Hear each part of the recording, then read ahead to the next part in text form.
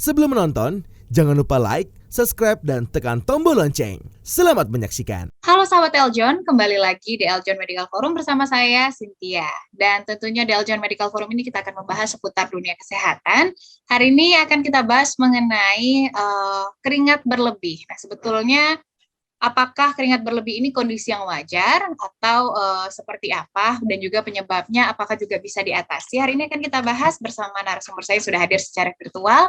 Ada Dr. Indah Widyasari, dokter spesialis kulit dan kelamin. Halo Dr. Indah. Halo Mbak Cynthia, apa kabar? Baik, dokter apa kabar?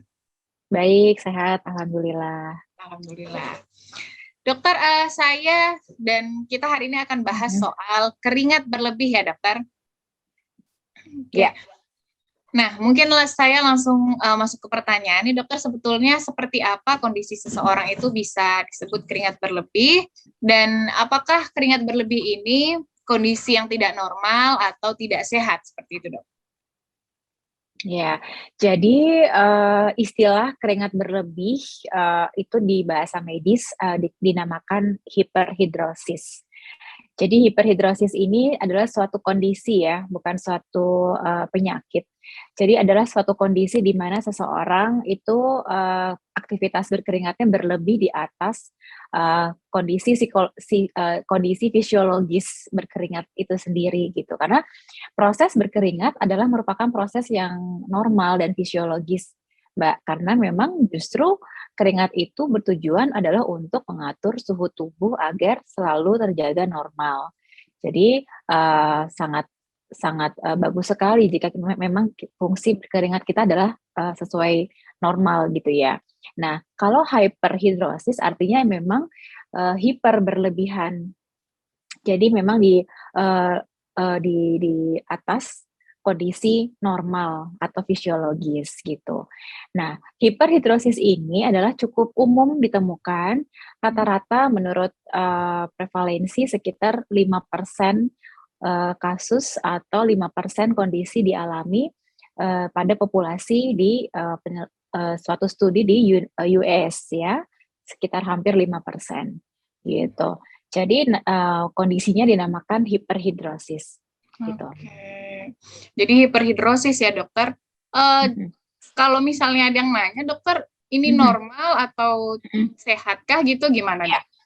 Jadi kita kategorikan ya sebetulnya hiperhidrosis itu kalau di dunia medis kita kategorikan menjadi dua, yaitu hiperhidrosis yang primer dan juga hiperhidrosis yang sekunder. Nah, biasanya kalau hiperhidrosis yang sekunder itu memiliki underlying atau penyakit penyerta yang membuat kondisi keringatnya ini berlebihan.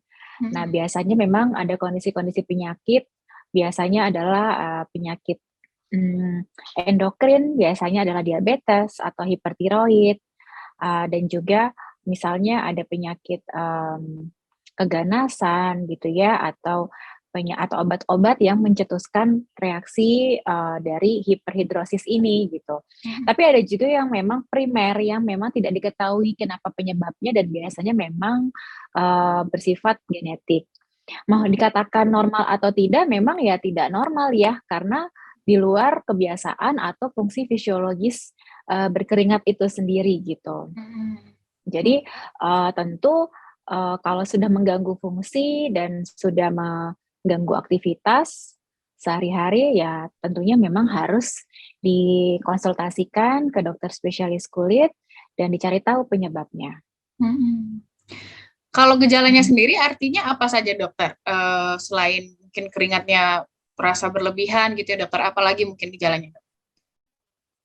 Ya, jadi gejalanya itu tentu dari yang ringan sampai yang berat ya. Dari yang ringan itu biasanya tempat-tempat tertentu menjadi lebih lembab atau lebih basah. Biasanya hiperhidrosis ini bisa tempat-tempat ini aja yang tertentu saja, Mbak Cynthia. Biasanya ada di ketiak, kemudian di telapak tangan, ya, di telapak kaki, kemudian sampai di area wajah dan kulit kepala gitu ya, itu bisa terjadi juga hingga ke area lipatan-lipatan gitu. Nah, untuk gejalanya sendiri umumnya tentunya ditemukan kulitnya menjadi lebih dari yang lembab gitu ya, kayak moist gitu ya, lembab hingga memang berlebihan, hingga memang bercucuran gitu ya, keringatnya seperti itu. Nah, tentu kalau misalnya gejala lain, kalau dia primer, tipe yang primer, artinya tidak ditemukan penyakit lain gitu. Jadi memang fungsinya berlebihan dan biasanya memang dipengaruhi oleh masalah di persarafan, ya persarafan pada kelenjar keringat. Nah, kalau yang sekunder kan tadi yang saya ceritakan bahwa memang punya penyakit penyerta yang mendasari terjadinya hiperhidrosis ini. Ya tentu gejalanya sesuai dengan penyakit tersebut gitu. Misalnya memang hipertiroid gitu, gejalanya hipertiroid disertai dengan gejala yang lain tentunya, misalnya berat badannya turun, keringat berlebih, berdebar-debar, kemudian sulit tidur dan lain sebagainya. Nah, jadi tentu tidak bisa dispesifikan. Nah, tentunya ya gejala hiperhidrosis ya pasti ya tadi keringatnya berlebih, mulai dari rentang yang ringan gitu ya, yang kulitnya lembab-lembab saja, hingga berlebihan, hingga menetes gitu keringatnya, seperti itu. Sebetulnya dokter kalau yang wajar dan normal itu seperti apa sih dok? Apakah yang dikatakan berlebihan ini tidak melakukan apa-apa terus berkeringat walaupun di ruangan AC tapi mudah berkeringat gitu ya dokter? Yang wajarnya seperti apa dok? Yang wajar memang sesuai ini ya, sesuai fisiologis biasa ya, tentunya setelah kita makan pedas kemudian jadi berkeringat, kemudian saat kondisi stres, dipicu stres, tentu bisa juga, atau kondisi suasana yang panas udaranya ya tentunya juga bisa memicu keluarnya keringat gitu. Tapi yang di luar kewajaran itu sebenarnya ada kriterianya Mbak, yang kita bilang katakan adalah hiperhidrosis primer. Nomor satu artinya kejadian ini dirasakan dalam 6 bulan terakhir. Yang kedua sudah mengganggu aktivitas. Nah ini poinnya sebetulnya. Kalau kita berkeringat biasa, oh ya udah, kemudian hanya kondisi tertentu saja, tidak mengganggu kita beraktivitas sehari-hari, ya berarti ya memang kondisinya fisiologis gitu ya. Memang kan tadi yang saya ceritakan bahwa keringat itu fungsinya untuk menjaga suhu tubuh normal, justru memang harus berkeringat gitu. Tapi memang kalau ada kondisi-kondisi tertentu yang memicu seperti tadi sudah mengganggu aktivitas sehari-hari, kemudian biasanya itu frekuensinya sering, ya paling enggak minimal 1 kali per minggu itu dirasakan. Dan yang ketiga lokasi berkeringatnya itu biasanya simetris tuh, hampir berkeringatnya mengenainya kanan dan kiri, biasanya ketiak kanan dan kiri, kemudian telapak kanan dan kiri gitu. Kemudian usia biasanya menyerang memang di bawah usia 25 tahun, itu untuk yang primer gitu ya. Kemudian dan excessive sweating gitu, artinya keringat berlebih ini dialami terasa lebih dari 6 bulan lamanya gitu. Jadi dirasakannya mengganggu dan sudah dirasakan 6 bulan lamanya gitu ya. Nah itu yang kita bilang memang ini rasanya di luar kewajaran ya, karena sudah mengganggu aktivitas tadi, terutama seperti itu. Dikatakan normal, memang tidak ada kadar tertentu ya yang kita bilang keringatnya normal gitu. Hanya ya pasti ada beberapa pencetus tentunya yang fisiologis yang kita rasakan ya, tentunya saat udara panas, saat makan makanan merangsang tertentu kita jadi berkeringat, kemudian kondisi stres, panik, stres ya itu juga bisa memicu. Tapi kan memang tidak kemudian terus-terusan, kemudian sampai mengganggu aktivitas. Seperti itu sih Mbak Cynthia. Oke. Kemudian dokter, nah penyebabnya nih dokter, sebetulnya apa sih dokter penyebab atau faktor resiko bisa hiperhidrosis ini dok? Ya, jadi hiperhidrosis tadi yang saya katakan terbagi menjadi dua ya. Jadi ada yang primer dan sekunder. Jadi kalau yang primer memang idiopatik. Jadi sampai sekarang memang tidak diketahui penyebabnya apa dan biasanya dihubungkan dengan family history, artinya riwayat keluarga. Dan yang kedua ada juga dikatakan secara teori ada di persarafan ya, masalah di persarafan.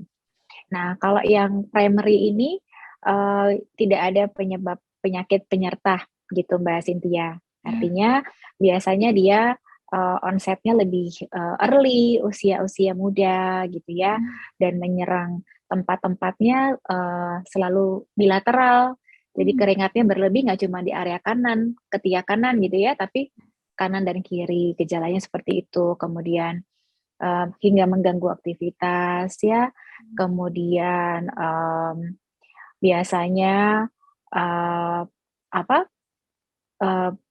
Kemudian keringatnya itu menghilang gitu ya, atau berhenti berkeringat saat tidur ya. Tidur dia tidak berkeringat gitu. Di antaranya seperti itu. Dan ditambah dengan adanya frekuensinya minimal 1 kali per minggu tadi. Nah, tapi kalau yang sekunder itu ada penyebab penyerta di mana kita bisa tangani juga penyebabnya. Antara lain ya gangguan hormonal, biasanya pada diabetes mellitus, kemudian hipertiroid, kemudian pada kondisi keganasan ya. Kemudian ada konsumsi obat-obatan tertentu yang kemudian bisa memicu adanya hiperhidrosis ini, antara lain seperti itu. Nah, kalau yang sekunder biasanya memang nggak harus simetris biasanya. Dia bisa vokal saja, tapi salah satu tempatnya nggak cuman di misalnya nggak harus kanan dan kiri gitu ya. Misalnya di ketiak saja, salah satu sebelah sisi kanan saja gitu. Atau juga bisa seluruhnya. Jadi semua tempat area kulitnya memang mudah sekali keringat berlebih seperti itu. Nah, biasanya memang kalau yang sekunder kita harus gali gitu ya. Biasanya ada gejala-gejala lainnya yang mengikuti. Tadi yang saya ceritakan bahwa misalnya pada hipertiroid gitu ya, hipertiroid itu ditemukan misalnya sulit tidur, kemudian adanya penurunan berat badan, rasa berdebar-debar, ya seperti itu. Kemudian untuk yang sekunder itu sih ya, dia lebih ke unilateral sih, artinya tidak harus kanan dan kiri gitu Mbak Cynthia. Itu sih yang membedakan. Dan walaupun tidur, saat istirahat pun tetap bisa muncul si hiperhidrosis ini. Nah, itu yang tanda-tanda dari yang sekunder. Oke. Apalagi mungkin terutama di bagian lipatan seperti itu ya dok ya? Iya, jadi hiperhidrosis itu juga bisa di lipatan ya, selain tempat-tempat yang tadi kita sering temukan, daerah-daerah lipatan juga bisa. Bahkan di area genitalia juga bisa, area lipatan genitalia, seperti itu. Oke. Kemudian dokter, bahas soal keringat ya dokter, apalagi mungkin keringat berlebihan ini kadang bisa juga ada dengan bau yang tidak sedap gitu ya dok. Sebetulnya itu apa penyebabnya dokter? Apakah memang maksudnya dari dalam tubuhnya ada sesuatu yang menyebabkan gitu dokter, atau mungkin dari faktor eksternal atau segala macam? Ya, jadi kita sebut lagi kalau keringat berlebih namanya hiperhidrosis. Tapi kalau disertai dengan bau atau yang tidak enak gitu ya, kita sebutnya bromhidrosis. Gitu. Dan bromhidrosis ini biasanya memang paling sering sih di ketiak, tapi ada juga di telapak kaki dan juga ada di genital ya, daerah sekitar kelamin. Nah, bromhidrosis ini faktornya ada beberapa. Jadi biasanya menyerang memang pada laki-laki karena laki-laki kelenjar keringatnya lebih banyak daripada wanita dan penyebarannya lebih banyak, itu nomor satu. Kemudian personal hygiene ya, personal hygiene juga turut berpengaruh. Dengan adanya personal hygiene yang buruk, tentunya bisa berpengaruh terhadap tumbuhnya bakteri-bakteri gitu ya. Bakteri kita tahu bakteri-bakteri itu kan banyak sekali di kulit kita. Nah, di mana kalau misalnya seseorang dengan poor hygiene gitu ya, personal hygiene yang tidak baik, tentunya bakteri-bakteri ini akan berkembang dan dia bisa mengubah zat yang terkandung dalam keringat itu mengubah menjadi suatu misalnya amonia gitu ya, bau yang tidak enak gitu, zat-zat tertentu yang menimbulkan bau yang kurang sedap. Jadi itu maka dari itu kenapa ada bau-bau itu, karena memang ada peran bakteri di situ. Dan diduga juga memang adanya family history atau riwayat di keluarga, itu juga bisa dipengaruhi oleh itu, Mbak Cynthia, untuk yang bronkhidrosis ini. Baik, sahabat Eljon, itu dia kita sudah mendengar tadi soal keringat berlebih atau hiperhidrosis, seperti apa gejala dan juga penyebabnya. Tadi sudah dijelaskan oleh Dr. Indah. Tapi akan kita lanjutkan lagi, jangan kemana-mana, tetap di Eljon Medical Forum.